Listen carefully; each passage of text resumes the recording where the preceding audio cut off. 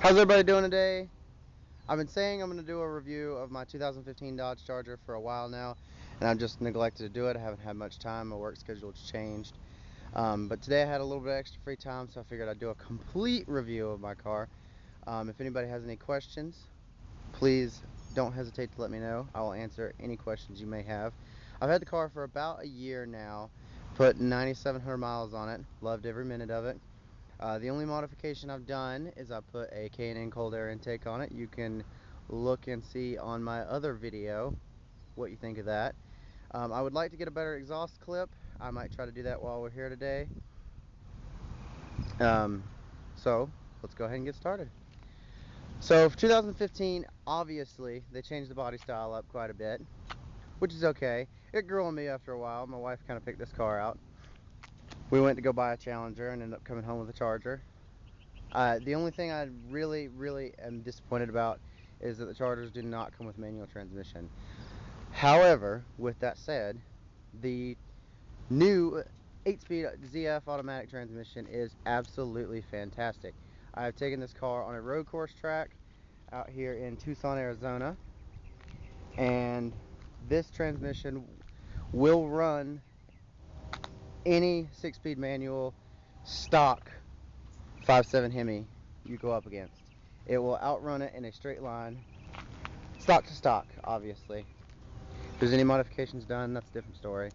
But in a straight line, the ZF 8-speed automatic is much faster. It's much more economical. I'm not a big fan of automatic transmissions in general, but this car really has helped me change my mind. My next car will definitely be a manual, but this car is equipped with paddle shifters, which we'll get to in a minute, and they work great. You can also shift down in the center. I'll show that. So this car is just a standard RT,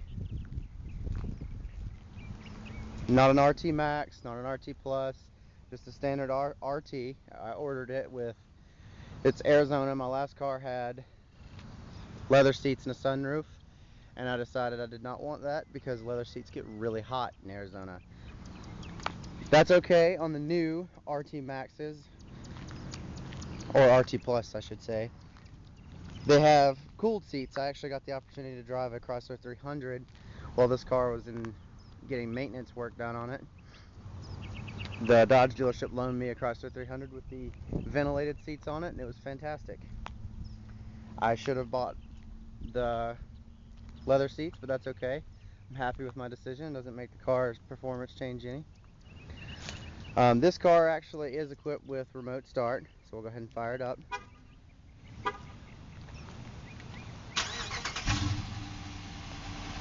It is all stock other than a K&N cold air intake, like I said before. Color is Redline Red Metallic. It's an extra $500 option. You don't see a whole lot of the Redline Reds. You see quite a few of the other shaded red that's a non-metallic color. I've seen quite a few of those riding around here in Tucson. The rims are called Hyper Black. They look like a gunmetal gray color. From the factory, this car comes with Firestone Firehawk GT tires. Not the best tire in the world, if you ask me. That's okay. I don't mind. They've lasted me pretty good. Like I said, the car has 9,700 miles on it.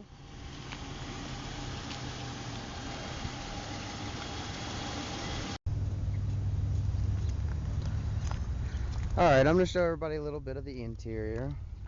I'm not going to go too deep into the Uconnect, as there are many other videos on YouTube now showing about the Uconnect, but I'll try to get as good of pictures of the interior as I can. Sorry, my camera's not the greatest in the world.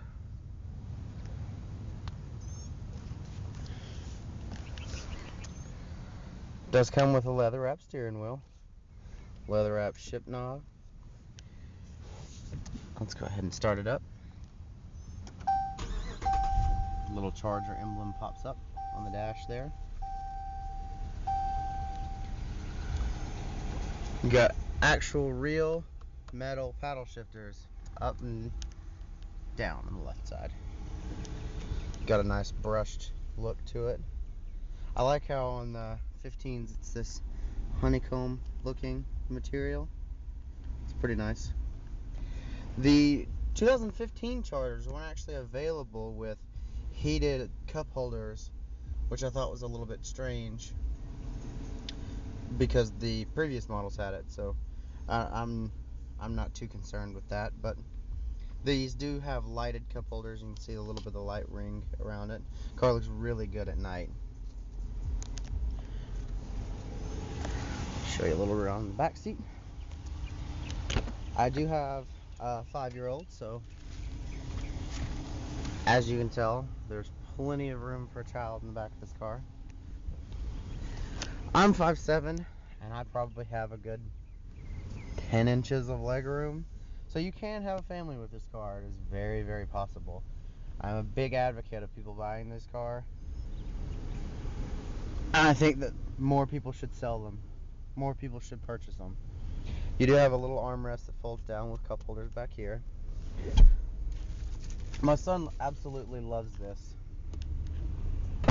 He absolutely loves the fact that there are USB ports in the back. They do not go into the radio by any means, but they do charge your phone. Have little air conditioning vents back here.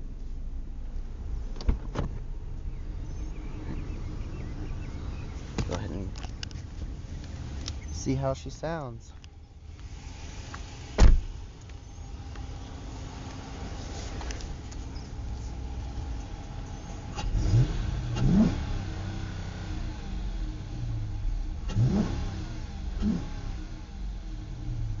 You can hear that K&N pulling in quite a bit of air.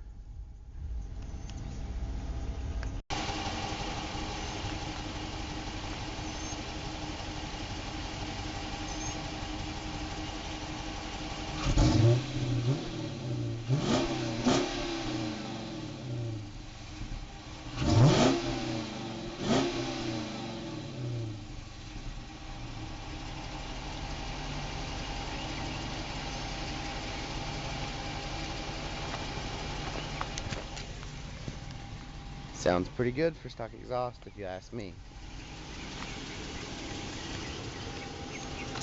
Let's go ahead and pop the hood.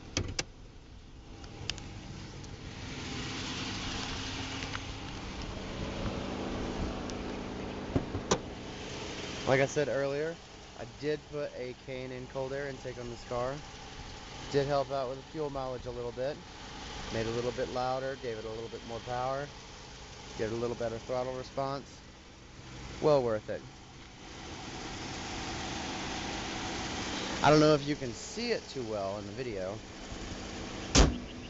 but the new 2015 Chargers have these all LED daytime running lights. I think they look gorgeous.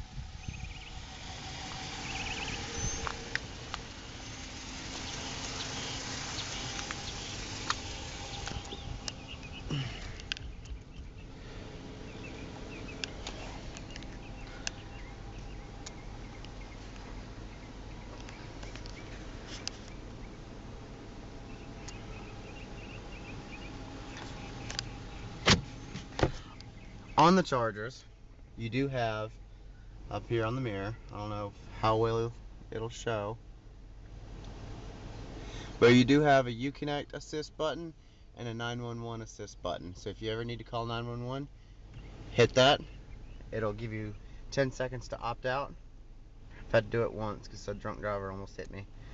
But it gives you 10 seconds to opt out, and then you can no longer hang up. The 911 operator has to be the one to actually hang up. You do have garage home link standard on the RTs. Sunglass holder. Vanity mirror with a little extension on both sides.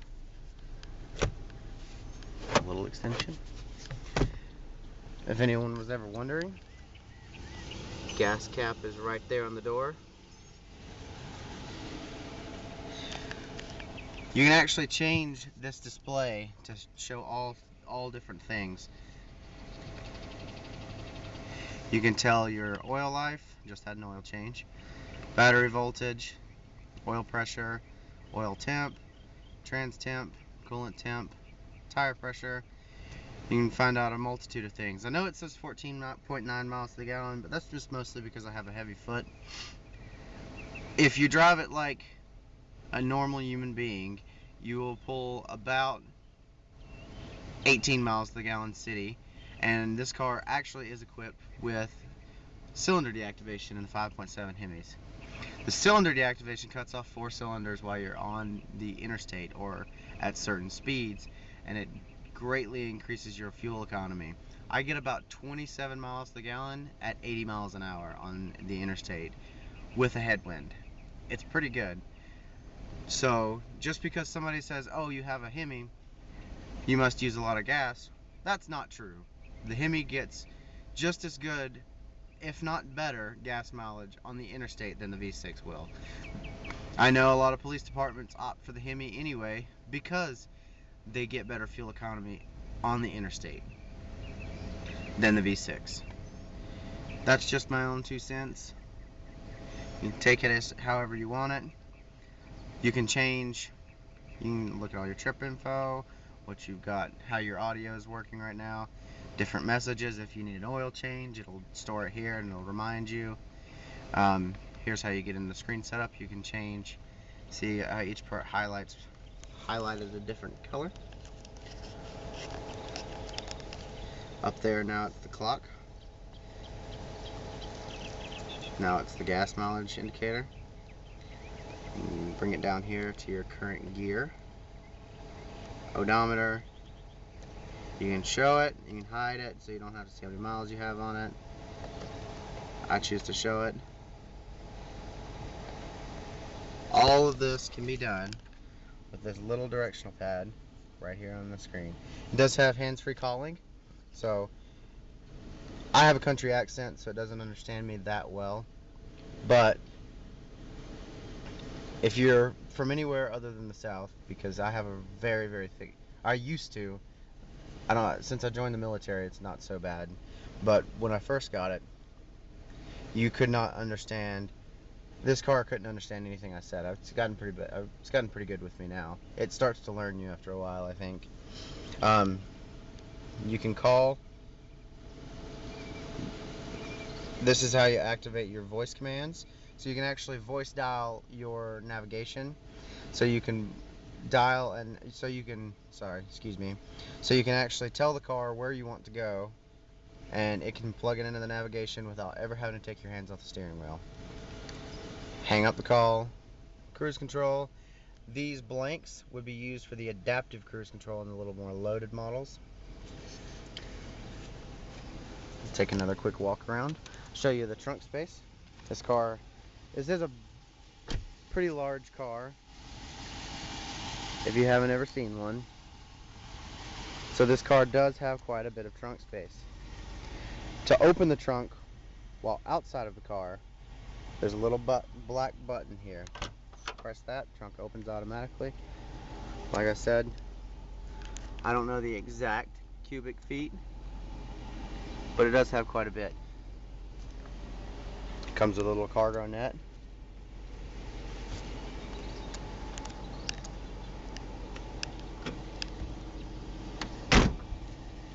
These cars look really good at night.